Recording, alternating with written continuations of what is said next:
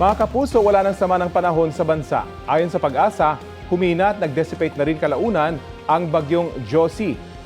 Ang isa pang low pressure area na nasa West Philippine Sea kahapon, tumama na sa kalupaan ng China. Huling namataan ng nasabing LPA, 1,165 kilometers west-northwest ng extreme northern Luzon. Maayos na panahon ang maasahan sa buong bansa ngayong Miyerkules, pero ayon sa Pag-asa, posible pa rin ang mga local thunderstorm. Tandaan mga kapuso, minsan malalakas o matitindi ang pwedeng mamuong thunderstorm sa isang lugar, kaya maaari itong magdulot ng baha o landslide. Posible rin sama ng thunderstorm ng buhawi, ipo-ipo o kay pag-ulan ng hail o yelo. Nakataas na ang thunderstorm watch dito sa Metro Manila, Bulacan, Rizal, Laguna at Cavite. Maging alerto sa biglaang ulan na may pagkulog at pagkidlat. Tatagal ang thunderstorm watch hanggang mamayang alas 10 ng gabi, sabi ng Pag-asa.